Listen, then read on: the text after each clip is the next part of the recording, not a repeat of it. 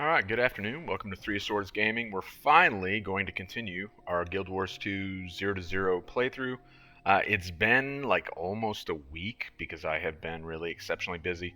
But pleased to pick it back up, and we're starting out here with Golem Mark II, and that's because working on Rollerbeetle, Golem Mark II somewhere, here we go, is on the list of things that we want to take care of. So with that in mind, we're going to start our day with this, and then I think we're going to transition to this because if I check the timer, well, it's going to be a little bit after we're done with Golem Mark II, but ultimately in Iron Marches we'll have the opportunity, if enough people are doing it, if it's successful, to grab this as well. So we can take care of a couple of the things that we're going to need to work towards completing Rollerbeetle, which of course is on our list of things that we want to achieve for this playthrough. So nothing particularly exciting, but honestly, this playthrough is not quite as compelling as the first one, just because the first one we made so much progress and we often made it exceptionally quickly.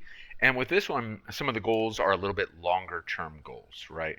Like the mastery points, for example. At some point, getting to 300 mastery points is going to involve just generating a lot of experience and gathering a number of mastery points. So it may be a little bit less compelling, but I think that's okay because there's still going to be a lot of gameplay involved. The only thing that involves just standing in one place doing a whole lot of nothing is the crafting. And we're already halfway done with that because the goal was to reach 400 crafting on 2 crafting professions, and we've already achieved that with 1 crafting profession. So we just have 1 left. So overall, I think we're moving along.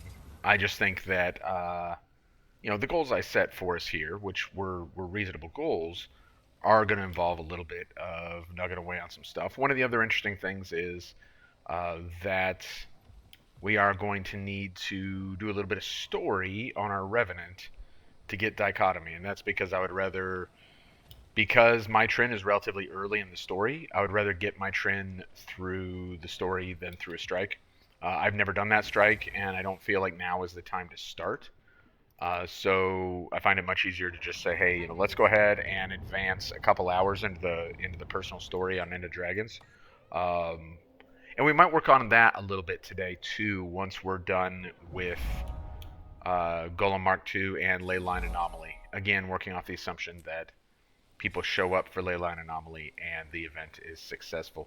You never know. You never know with Leyline Anomaly.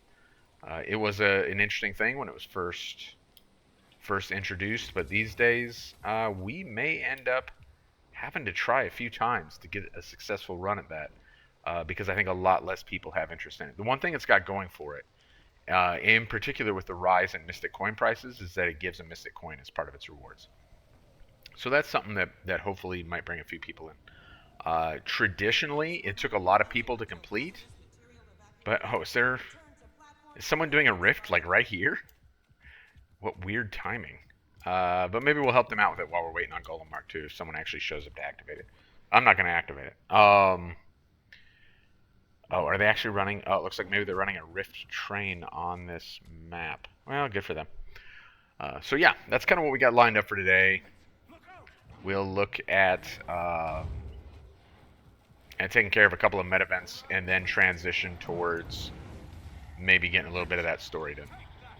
Oh, I thought I was on X.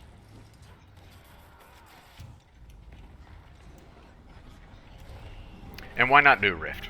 Why not?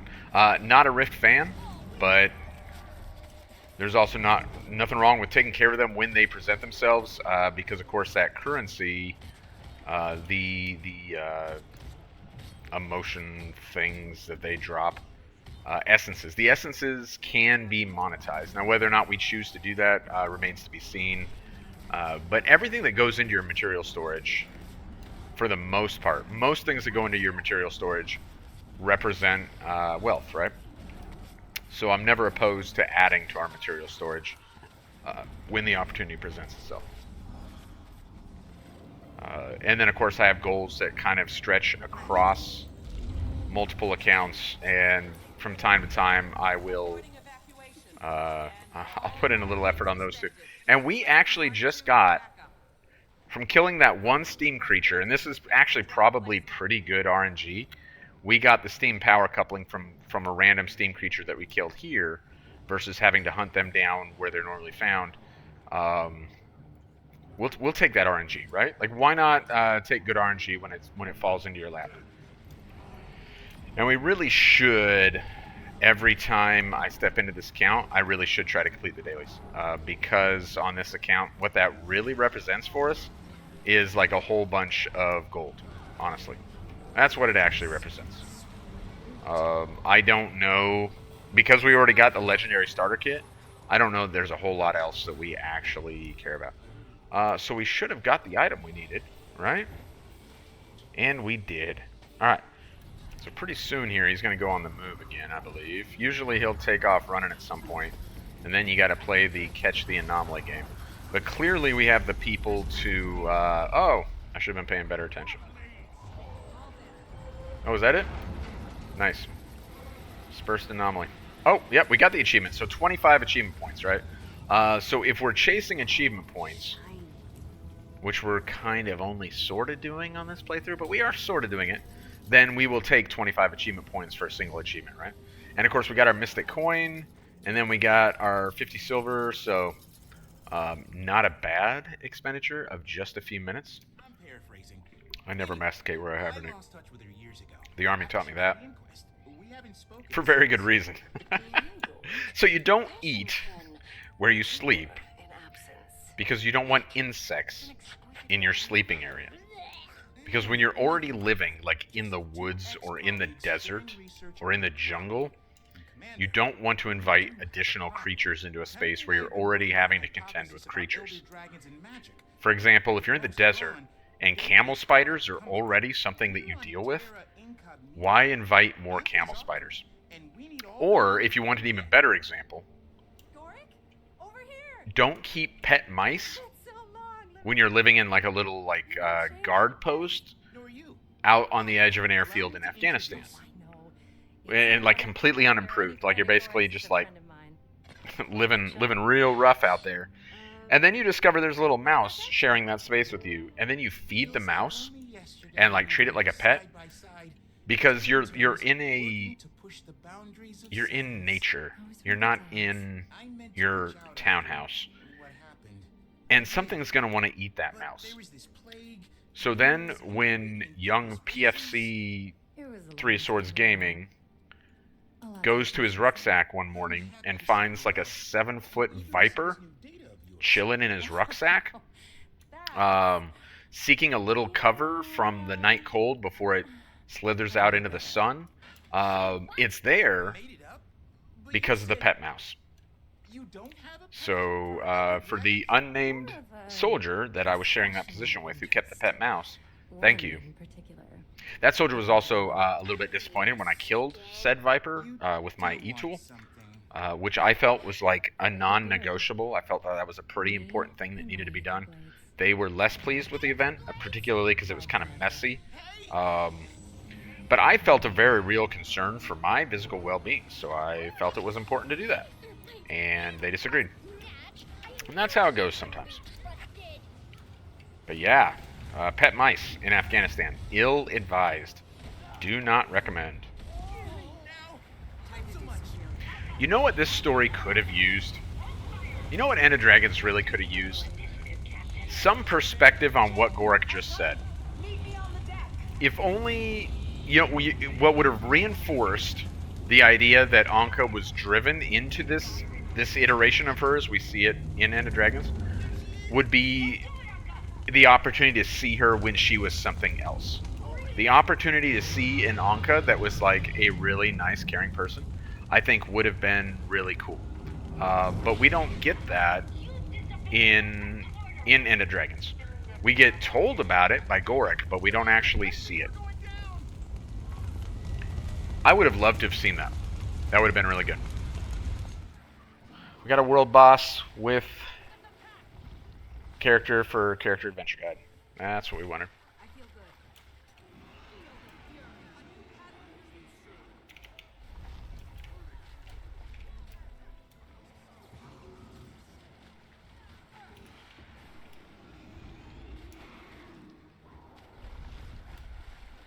Now, where should I go? I need to do some hearts, because we also need some events.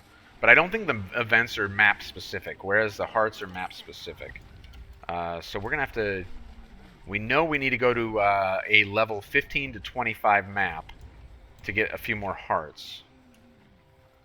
Why does this character, like, have crap skills? Clearly I did not put forth, like, reasonable effort on skills on this character. Should probably look into that, to be honest.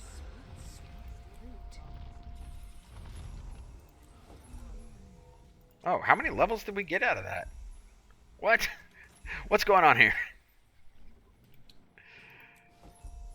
All these levels. Ah, so that opened up Ascalon Catacombs for us. So if we were really intent on like leveling this character really hard, then we could be aggressive about doing Ascalon Catacombs regularly. And that would open the door for us to level this character up. Why are we looking at like worm skin? Like the world versus world achievements are really good for like long-term goals, but only if you enjoy world versus world, right? And some folks just don't, and that's very understandable. I enjoy world versus world. Like when I was into world versus world, it was because I was in a guild of people that I really found to be like good company. Actually, this is a great. Oh wait, this isn't a level 25 zone. It was just a good time in my Guild Wars 2 playing experience where I went into World vs. World and I was like, you know what? I want to learn this game mode. And I saw a guild running on a guild tag, and I followed them for about 15-20 minutes, totally lurking, right? Like, I mean, I was actively playing along with them, but I wasn't chatting or anything. And I was just watching like how they played together, and it looked organized, but it didn't look like synchronized swimming or something. Like, so it gave me the impression that they were organized, but not to the point of creating stress. So I decided to message them, and I'm like, hey, I'm trying to learn this game mode. Are you guys the type of guild that would like bring someone on and just kind of let someone tag along and learn? And they were like, yeah, we're all about that. You know, join us. And I got very lucky because essentially they were the type of guild that loved to have people in the squad, but did not mandate certain builds or certain play styles. So they weren't like, yes, we will take you in the guild, but you have to run heal brand, right? That wasn't what they were all about. And I don't necessarily have a problem with the guilds that do that. If like your goal is to dominate world versus world, that's how you do it with squad composition and organized play on voice chat. But they didn't require any of that because they were relatively casual but squad based. And that ended up being a great fit for me. And so for a couple years, I played a lot of world versus world with them and found it to be a really positive experience. All of that was before linking.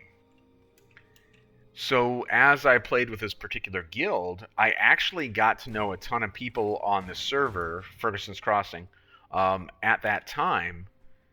And Ferguson's Crossing had a really unique culture as a server where it was very welcoming, and people were pretty chill about other people for the most part. You know, you're always going to have drama when you have that many people involved in one thing. But we managed to stay largely drama-free, and it was a very welcoming environment. And then linking kind of altered that forever, and I really lost interest in the game mode after linking when Ferguson's Crossing lost its identity. The next expansion, you know, it used to feel like you had a pretty solid idea of where they were going with the next expansion because you knew it was going to involve the dragons and stuff. Now that that's not the case anymore, it's really hard to predict. So I have no idea.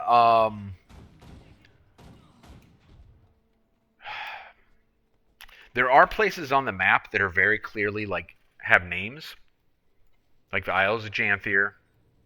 Um, some of the we have a map up here, but like this is still named. They could do more up here. Same thing with Far Shiver Peaks. There's room for more in the Far Shiver Peaks. Yes, there's like a raid wing here, I think, but like all this has space and it's a named area, so like in theory they could do something there. And then there's Zalana here, which they named at some point with like Path of Fire or Season 4, I don't remember which. And there's nothing there. And that's true also of like Scavenger's Causeway, Dajka, Unending Ocean. So I'm assuming that we kind of have, and then like this down here was never accessed.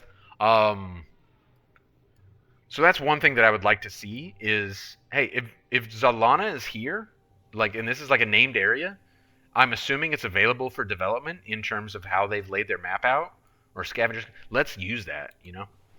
Yes, Dominion of Winds, yeah. So this was intended to be like the Tengu area, and we see it's all walled off, and that's why these Tengu guards are here. They are defending this door, which leads to like their home. Does this guy actually say? Nah, he doesn't say anything about it, but that is like the concept here. Maybe some of these other guys have dialogue. I don't know. We'll check it out. But in the Dragon Response mission, which takes place on this map, you interact with a Kuromi who will, and the Dragon Response, like the encounter, takes place on the bridge here. So, kind of provides some extra. I find Dragon Response missions to be like a little bit unfun. Not because the encounters are terrible, but just because they kind of take longer than I would like. But it will lend a little bit of perspective. All right, Hayato here has some. You will advance no further. The area is off limits. Oh, well, can we talk? I have questions about your kind. You may ask, what is this place? The Dominion Winds are home, and it has been for 100 years. But, they're like isolationists. We do not welcome intrusion into our serenity. 100 years. A descendant of the venerable Silverwing led our people here through the waves of Orient corruption. We honor our ancestors by staying true to their vision. Why can't I go in? You're not one of us. Yeah, don't mean to be a buzzkill, but surely you understand we don't want to have anything to do with you. We trade as needed. And they do. So this right here is why you see like Tengu in other places to include in some of the expansions. In Icebrood Saga, there was some Tengu in what's the name of the map? Where in Drizzlewood there's some Tengu hanging out, I believe. And even in this map, right over, or I'm sorry, is it Metrica? Or is it this map? No, it's this map. Like right over, holy smokes, where is it? Is it like right over here? I believe it is. There's some Tengu just like, oh no, waypoint. Somewhere over here, there's a Tengu like chilling out, and he's engaged in some trade with some folks there. I believe it is. Ooh, maybe it is Metrica. Because I thought I remember there being some Asura there. There's some Asura like talking. No, none of that makes any sense. Nah, I think it's right over here. I don't know. We'll have to find it sometime. Let's see what else. Your preferred weapon is a bow. We are a diverse race. Inhabitants here came from all over the world, which is kind of interesting too, because like traditionally in the game, we associated Tengu with Cantha, and we get a lot of it in. We see a lot of Tengu in End of Dragons. In fact, that's even a dialogue option. Aren't you from Cantha? Some came from Cantha, others came from Alona, other parts of Tyria, seeking a safe haven from the Great Tsunami. What is the Great Tsunami? That's not even a follow-on question that's available to us. That would be very interesting. Like we should ask Wooden Potatoes to do a video on the tsunami, because I certainly have no idea what's going on there. But yeah, so Tengu. And yeah, I agree with you. It's one of the fascinating things about Guild Wars 2. And I feel that the story sometimes is weak in terms of like dialogue and character development, and the narrative arc in general. Their world building is like top notch. Like their world building is absolutely fantastic. The world of Tyria is a really, really cool place to hang out. Absolutely enjoy it. Anyway, I appreciate you hanging out with me today. I'm gonna kind of pack it in for today because it's getting close to dinner time here. But as always, I really appreciate like the good conversation. Um, it's gets me thinking about different things about the game, and that's a lot of fun. It makes the game more engaging. So I do appreciate it. And I accomplished some stuff today too. Moving forward on the Beetle, moving forward on some masteries and character adventure guide apparently. So that's good too. We'll have to pick up more of the character adventure guide another time. Well, thank you. I hope you have a good evening as well.